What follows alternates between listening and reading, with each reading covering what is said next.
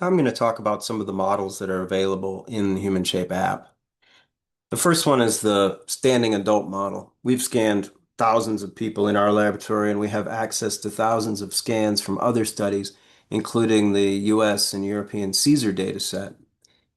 We've taken all of that information, all those scans, and standardized them by fitting our high-resolution template to the data. You can see what it looks like on the right side here.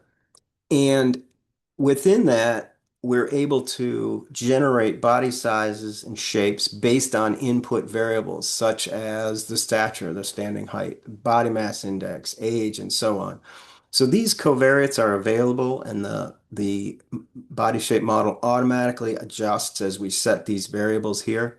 You can also see some of the other functionality here. I've defined some points and dimensions here on this figure, and these are automatically computed. For example, here I computed a thigh circumference at a particular location on the thigh, automatically computed for both the male and female populations.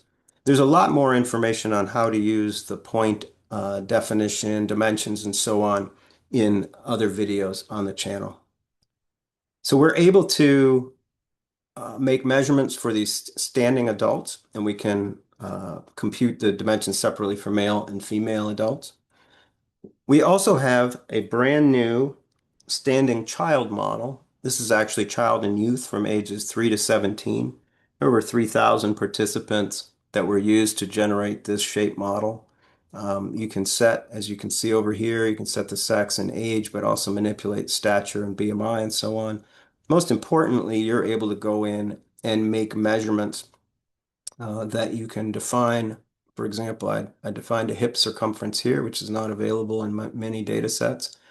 And again, you're getting this information on a high quality mesh. These meshes are downloadable in the from the online app. So, for example, if you were designing protective equipment and you defined a set of teenage um, chests that you wanted to, for example, doing a chest protector for a baseball catcher, you could download those models and immediately use them for design.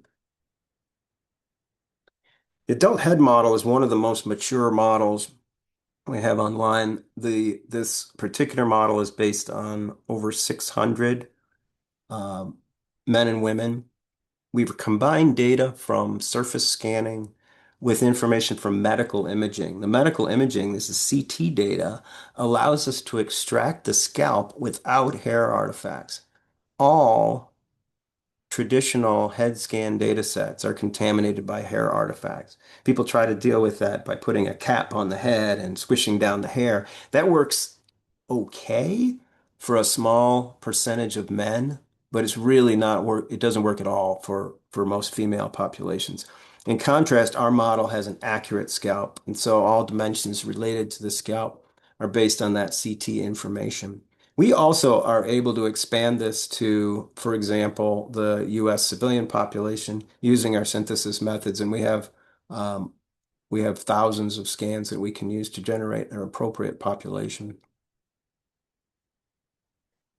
One of the most unique models we have is the adult ear model. This is also based on medical imaging data and is the only model we're aware of that has not only a complete high resolution pinna, but also has a complete canal down to the eardrum.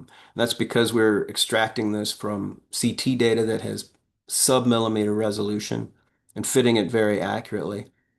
Also, you can see that the model has good scalp data, uncontaminated by hair artifacts.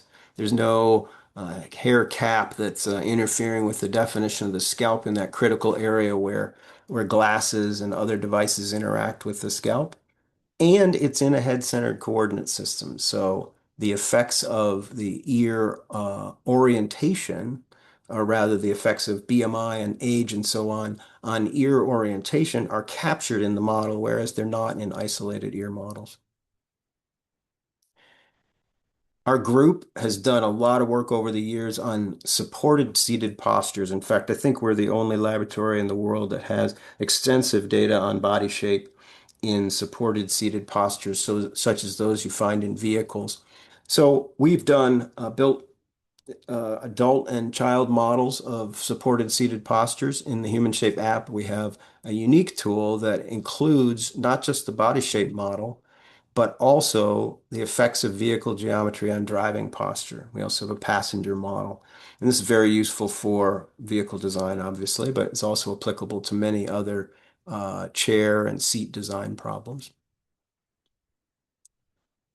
Another unique model is our child head model. This is still in development.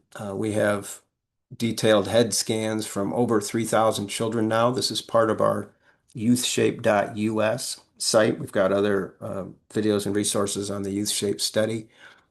This is a fully de-identified data set. So you're looking at an image here. It looks like a child. It's not any particular child. It's a synthesized head, but it has quantitative accuracy. And we've used manually digitized landmarks for a subset of the subjects to ensure that the model is appropriately calibrated. We are able to generate a synthetic population that's representative of the US. We've oversampled Black kids, Hispanic kids, and so on, so that we're able to reweight to represent the population accurately. We're also working on a hand model. This is a fully articulated model. The unique aspect of this is that it's based directly on thousands of scans from, again, from children and adults in multiple poses. So we're in the process of validating this model across multiple poses. Our vision for this includes automated graphs so that, for example, you could upload uh, the outline of a product and do a grasp simulation with that product, which of course that grasp pose will be different depending on the size of the hand, and then compute dimensions across that hand in the functional pose.